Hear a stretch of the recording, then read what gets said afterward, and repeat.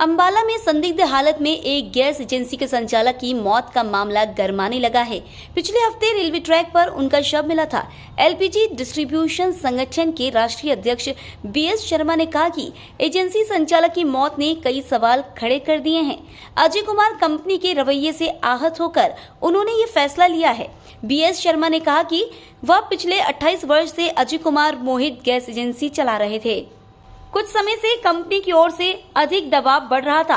Company की ओर से अधिक काम करने का दबाव दिया जाता था। जो काम नियम में नहीं है वह भी करवाया जा रहा था। मानसिक रूप से अजय इतने आहत हो गए थे कि उनको ये आत्मघाती कदम उठाना पड़ा। हालांकि मृतक के पास से पुलिस को कोई सुसाइड नोट नहीं मिला है। एलपीजी डिस्ट्रीब्यूशन संगठन ने दोषियों पर सख्त एक्शन लेने की भी मांग की है। संगठन ने चेतावनी देते हुए कहा है कि यदि दोषियों पर कार्रवाई नहीं होती है तो देश भर में आंदोलन किया जाएगा। मैं बीएस शर्मा हूं। मैं एलपीजी डिस्ट्रीब्यूटर एसोसिएशन का राष्ट्रीय अध्यक्ष हूं। सर, अंबाला में एक गैस एजेंसी संचालक ने आत्महत्या की। सर, क्या कारण मानते हैं उनका आत्महत्या का?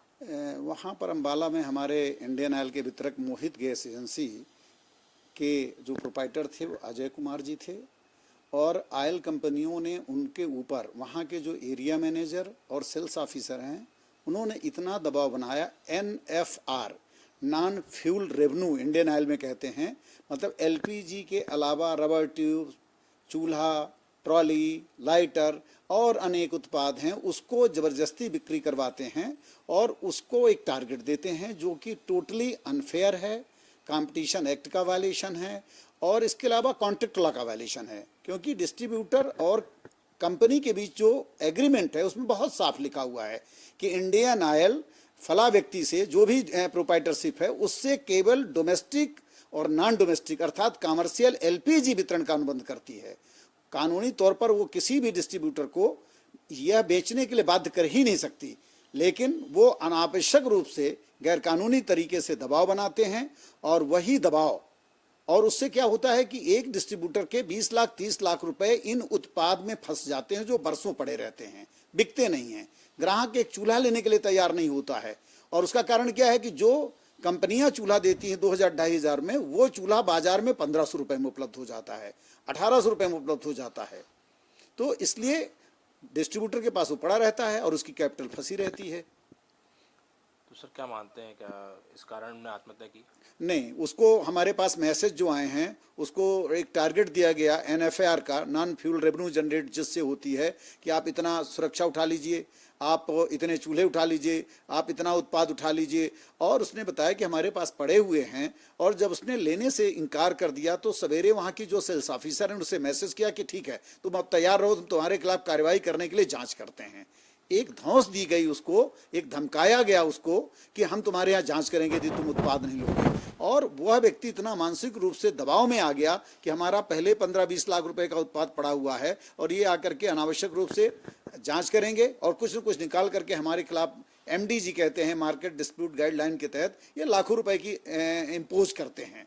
और उसको बड़ी ग्लानि हुई और वो उस दबाव को झेल नहीं पाया और यही कारण है कि वो जा करके रेलवे में जाकर के और आत्महत्या कर ली। सर, इसको लेके आप कहीं शिकायत वगैरह करेंगे? हाँ, चूंकि जो अजय कुमार थे हमारे वितरक, वो अनुसूचित जाति से आते थे, अनुसूचित जाति वर्ग के आते थे और सरकार और संसद ने अनुसूचित जातियों के हितों के संरक्षण के लिए राष्ट्रीय अनुसूचित जनजाति आयोग बना रखा है और हम उस राष्ट्रीय अनुसूचित जाति आयोग के साथ साथ ये मानवाधिकार का उल्लंघन है, राष्ट्रीय मानवाधिकार आयोग को शिकायत करने जा रहे हैं।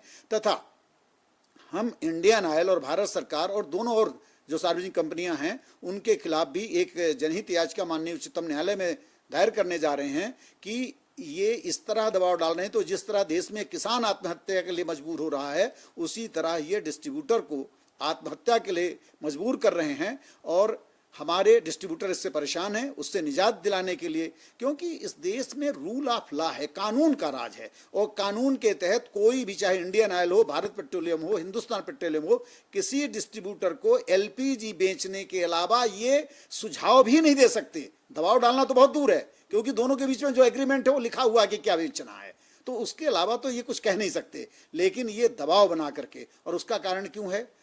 ये भ्रष्ट अधिकारी हैं। ये क्या करते हैं कि उन वेंडरों से कमीशन खाते हैं और अपना नंबर एक, इनका एक होड़ लगी है भोपाल में इंडियन ऑयल के एक यहाँ पर जो एरिया मैनेजर हैं वो भी यही कर रहे हैं, जबलपुर में जो एरिया मैनेजर हैं वो भी यही कर रहे हैं, ग्वालियर में जो बैठे हुए हैं वो भी यही कर रहे हैं। तो यहाँ मिस्टर मेहर हैं, एक जौहरी हैं, एक धीरेन्द्र कुमार है मध्य प्रदेश के अंदर अलग अलग जगहों में, और ये सब नंबर 1 की होड़ लगी हुई है।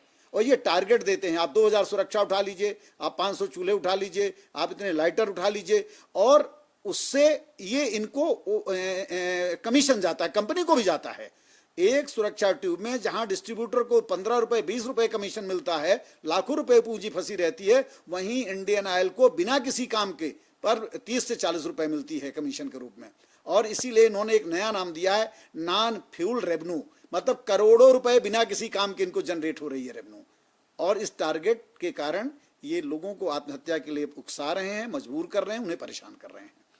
तो हम इसकी जनहित याचिका दायर करेंगे, और हमने अभी हमारी जूम मीटिंग थी और हम लोगों ने ये तय किया है, जल्दी ही हम एक भारत सरकार और इंडियन ऑयल के साथ साथ राष्ट्रीय मानवाधिकार आयोग के ज्ञापन देने जा रहे हैं। मैं स्वयं एक पत्र जीआरपी रेलवे के जो पुलिस अधीक्षक हैं उनको लिख रहा हूं कि आप एरिया मैनेजर जो वहां अंबाला हैं और सेल्स ऑफिसर उनके खिलाफ आत्महत्या के उकसाने के लिए आपराधिक मुकदमा दर्ज करिए, इन पर प्रोसिक्यूशन की कार्रवाई करिए, और यदि नहीं करते हैं तो हम कानूनी जो भी विकल्प हैं हमारे पास लोगों के हितों के लिए, खासतौर में अजय कुमार जो हमारे साथी नहीं रहे, उनके लिए हम सब कुछ करने के लिए तैयार हैं।